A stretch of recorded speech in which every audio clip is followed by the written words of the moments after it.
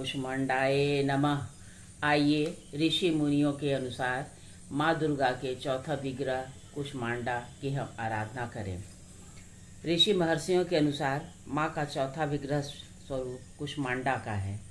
नवरात्र के चौथे दिन भक्त उनके इसी रूप की पूजा करते हैं। मंद और हल्की सी मुस्कान मात्र से अंड को उत्पन्न करने वाली होने के कारण ही उनके इस रूप को कुष्मांडा कहा गया है। जब सृष्टि का अस्तित्व नहीं था, चारों ओर अंधकार ही अंधकार था, तब माँ ने महाशून्य में मंद हाथ से उजाला करते हुए अंड की उत्पत्ति की, जो बीज रूप में ब्रह्म तत्व के मिलने से ब्रह्मांड बना, और यही उनका अजन्मा और आद्य शक्ति रूप है। कुष्मांडा का निवास स्थान सूर्य लोक में है, क्योंकि इस लोक में निवास करने की क्षमता और शक्ति केवल उनमें ही है। उनके स्वरूप की कांति और तेज मंडल भी सूर्य के समान ही अतुलनीय है। माँ का तेज और प्रकाश दसों दिशाओं में और ब्रह्मांड के चराचर में व्याप्त है। माँ अष्टभुजा लिए हैं।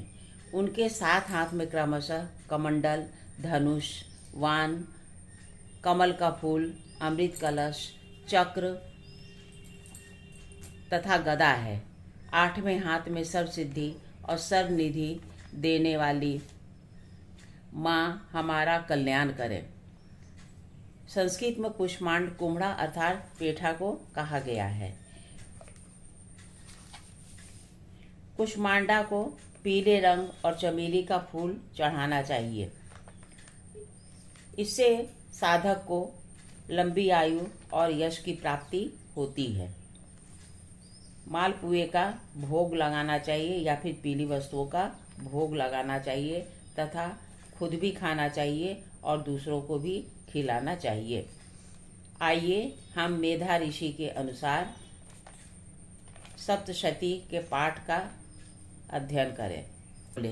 देवी ने जब पराक्रमी दुरात्मा महिषासुर को मार गिराया और असुरों की सेना को मार दिया, तब इंद्रादि समस्त देवता अपने सिर तथा शरीर को झुकाकर भगवती की स्तुति करने लगे।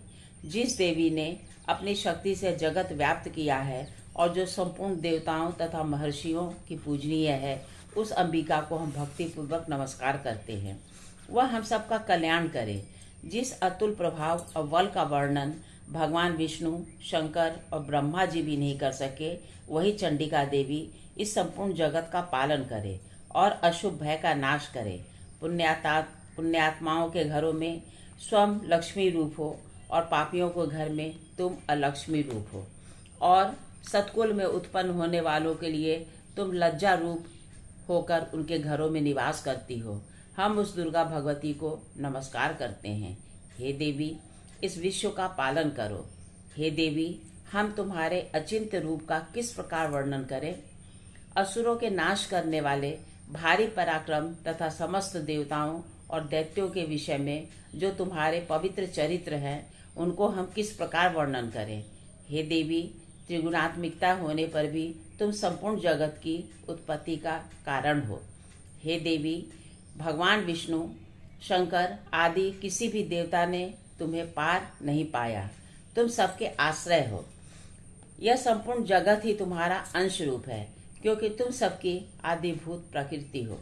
हे देवी, तुम्हारे जिस नाम के उच्चारण से संपूर्ण यज्ञों में सब देवता तृप्ति लाभ करते हैं, वह स्वाहा तुम ही हो। इसके अतिरिक्त तुम पितरों की तृप्ति का कारण हो, इसलिए सब आपको स्वधा कहते हैं।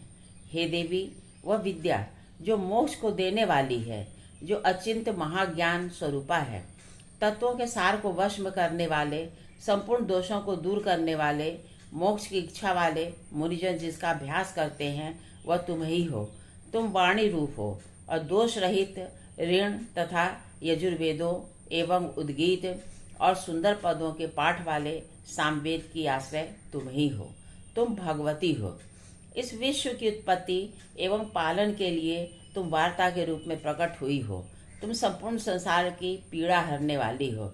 हे देवी, जिसने सारे शास्त्रों को जाना जाता है, वह मेघा शक्ति तुम ही हो, और दुर्गम भाव सागर से पार करने वाली नौका भी तुम ही हो। लक्ष्मी रूप से भगवान विष्णु के हृदय में निवास करने वाली और भगवान महादेव द्वारा सम्मानित गौरी देवी तुम ही हो। मंद मुस्कान वाले निर्मल पूर्ण चंद्र बिंब के समान और उत्तम सुवर्ण की मनोहर कांति से कमनीय तुम्हारे मुख को देखकर भी महिषासुर क्रोध में भर गया। यह बड़े आश्चर्य की बात है। हे देवी, तुम्हारा यही मुख जब क्रोध से भर गया तो उदय काल के चंद्रमा की भांति लाल हो गया और तनी हुई भौं के कारण विकराल रूप हो गया। उसे भी देखकर महिषासुर के शीघ्र प्राण नहीं निकल गए। ये बड़े आश्चर्य की बात है। आपके कुपित मुख के दर्शन करके भला कौन जीवित रह सकता है। हे देवी, तुम हमारे कल्याण के लिए प्रसन्न हो। आपके प्रसन्न होने से इस जगत का अभ्युदय होता है और जब आप क्रुद्ध हो जाती हैं तो कितने ही कुलों का सर्वनाश हो जाता है। यह हमने अभी अभी जाना है कि जब तुमने महिषासुर की बहुत बड़ी सेना को देखते देखते मार दिया। हे देवी, सदा अभ्युदय देने वाली तुम जिस पर प्रसन्न हो जाती हो वही देश में सम्मानित होते हैं। उनके धन यश की वृद्धि होती है, उनका धर्म कभी शिथिल नहीं होता है और उनके यहाँ अधिक पुत्र पुत्रियां और नौकर होते हैं। हे देवी, तुम्हारी कृपा से ही धर्मात्मा पुरुष प्रतिदिन श्रद्धापूर्वक यज्ञ करता है और धर्मानुकूल आचरण करता है और उसके प्रभाव से स्वर्ग लोक में जाता है, क्योंकि तुम तीनों लोकों में मनोवांछित फल देने वाली हो। हे माँ दुर्गे, तुम स्मरण करने पर संपूर्ण जीवों के भय नष्ट कर देती हो और स्थिर चित्त वालों के द्वारा चिंतन करने पे उन्हें और अत्यंत मंगल देती हो। हे दारिद्र दुख नाशनी देवी, तुम्हारे सिवा दूसरा कौन है। तुम्हारा चित्त सदा दूसरों के उपकार में लगा रहता है। हे देवी, तुम शत्रुओं को इसलिए मारती हो कि उनके मारने से दूसरों को सुख मिलता है, चाहे वह नरक में जाने के लिए चिरकाल तक पाप करते रहे हों, किंतु तुम्हारे साथ युद्ध करके सीधे स्वर्ग को जाएं, इसलिए तुम उनका वध करती हो। हे देवी, तुम्हारे दृष्टिपात मात्र से समस्त असुरों को भय सकती अवश्य कर सकती हो, परंतु तुम्हारा शत्रुओं को शस्त्रों के द्वारा मारना इसलिए उचित है क्योंकि वे मरकर स्वर्ग को जाएंगे। इस प्रकार हे देवी, उन शत्रुओं के प्रति भी तुम्हारा विचार उत्तम है। हे देवी, तुम्हारे उग्र खड्ग की चमक से और त्रिशूल की नोक की कांति की किरणों से असुरों की आंखें नहीं फूट गईं। इसका कारण यह था कि वे किरणों से शोभायमान तुम्हारे चंद्रमा के समान आनंद प्रदान करने वाले सुंदर मुख को देख रहे थे। हे देवी, तुम्हारा शील पूरे वृत्तांत को दूर करने वाला है और सबसे अधिक तुम्हारा रूप है, जो न कभी चिंत में आ सकता है और न जिसकी दूसरों से कभी तुलना हो सकती है। तुम्हारे बल व पराक्रम शत्रुओं का नाश करने वाला है। इस तरह तुमने शत्रुओं पर दया प्रकट की है। हे देवी, तुम्हारे बल की किसके साथ बराबरी की जा सकती है, तथा शत्रुओं को भय देने वाला इतना सुंदर रूप भी और किसका है। हृदय में कृपा और युद्ध में निष्ठुरता, यह दोनों बातें तीनों लोकों में केवल तुम्ही में देखने आई है। हे माता, युद्ध भूमि में शत्रुओं को मारकर तुमने इन्हें स्वर्ग लोक में पहुंचाया है। इस तरह तीनों लोकों की तुमने रक्षा की है तथा उन उन्मत्त असुरों से जो हमें भय था उसको भी तुमने दूर कर दिया है। तुमको हमारा नमस्कार है। हे देवी, तुम शूल तथा खड्ग से हमारी रक्षा करो तथा घंटे की ध्वनि और धनुष की टंकार से भी हमारी रक्षा करो। हे चंडिके, तुम अपने शूल को घुमाकर पूर्व पश्चिम उत्तर तथा दक्षिण दिशा में हमारी रक्षा करो। तीनों लोकों में जो तुम्हारे सुंदर रूप हैं तथा घोर रूप हैं, उन सब से हमारी रक्षा करो। इस पृथ्वी की रक्षा करो। हे अंबिके, अपने कर कमलों में जो खड्ग शूल गदा आदि अस्त्र शोभा पा रहे हैं, उनसे हमारी रक्षा करो। महर्षि बोले कि जब इस प्रकार सब देवताओं ने जगत माता भगवती की स्तुति की और नंदन वन के पुष्पों तथा गंध अनुलेपनों के द्वारा उनका पूजन किया और फिर सब ने मिलकर जब सुगंधित व दिव्य धूपों द्वारा उनको सुगंधि निवेदन की, तब देवी ने प्रसन्न होकर कहा, हे देवताओं, तुम सब मुझसे मनोवांछित वर मांगो। देवता बोले, हे भगवती, तुमने हमारा सब कार्य कर दिया, अब हमारे लिए कुछ भी मांगना बाकी नहीं रहा, क्योंकि तुमने हमारे शत्रु महिषासुर को मार डाला है।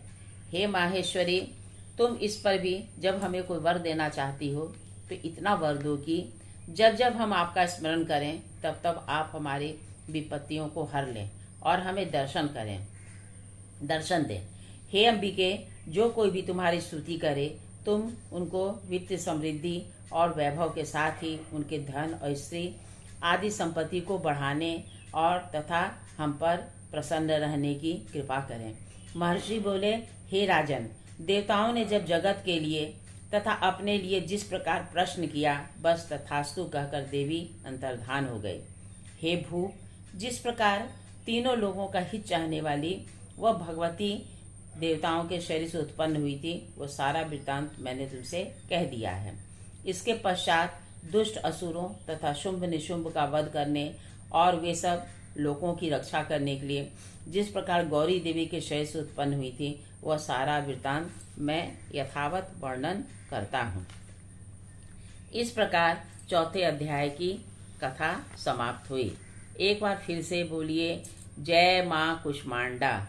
देवी सभी भक्तों का कल्याण करें। जो इस कथा को सुन रहे हैं, पढ़ रहे हैं, उन सभी पर देवी अपनी कृपा बरसाती रहें।